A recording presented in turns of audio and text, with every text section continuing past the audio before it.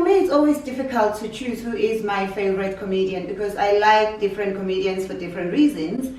And there are comedians that I grew up loving, which made me attracted to being a stand-up comedian. But things change all the time. I love comedians that are true. I love comedians that are honest to their arts. And I love comedians that talk about their reality, not comedians that make things up, not comedians that see one comedian talking about being a mom or being a stepfather and suddenly they have similar jokes when that's not part of their real life. But if I were to really choose someone, internationally, I love quite a few people. I love Samo. I love her for her business sense. I love her for making people realize that you don't have to be ugly and to just use profanity and to degrade yourself as a black comic, especially a black female comic. I love Gina Yashre, and I love her comedy because it's such honest comedy and it's always funny, but she'll tell you stories about things that you've experienced in life and you're like, why didn't I think this could be part of a set? Because her comedy is so honest. It comes from such an honest place. And locally, I used to love Trevor Gumbi a lot. I still love him, but I don't think he works as much as he should. I don't think he's writing as much as he should. But for me, he was one of the comedians that really stood out because he didn't care what he took on stage. He would go on stage and talk about anything. The first time I saw him performing live, I was like, wow, I can do what I want to do on stage. Nobody's going to scare me that you can't talk about this topic, you can't talk about this person. I love how he is so brave, and I think he's genuinely very funny. I love Eugene Koza, very professional, and also he's a very honest comedian. And he doesn't care if you like him or not. He doesn't have to mince his words because he wants you to love him. He just says what he says, and his comedy comes from an honest place, and he's naturally funny.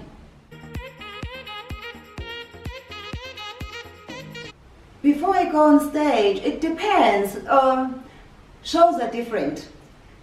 I like to pray before I go on stage, and most of the times I still get butterflies before I get on stage because I always worry and panic, and sometimes everything that I know that's funny just leaves my mind, just leaves me, and I always worry, what am I gonna say?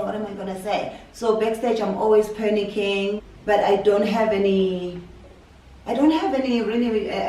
don't have any mantra.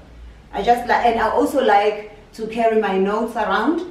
And for some reason, I never read my notes, but I'm always carrying them around. I think it just gives me that satisfaction that I've got them here. So, yeah.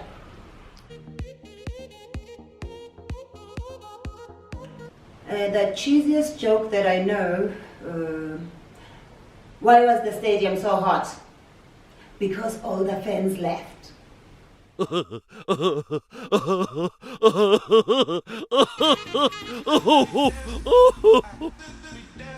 Number one, it's things will change. You don't have to be liked or loved by everyone, and your dreams are valid. Doesn't matter where you come from, doesn't matter where you are in life, but your dreams are valid. And don't worry, one day you will be a millionaire.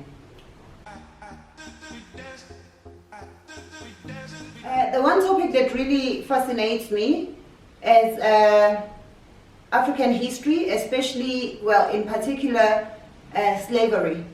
I love to travel to African countries. I love to find out how they were colonized. I like to go to the slave triangles and just look. I think I carry with me ancestors that lived in those times because that really fascinates me.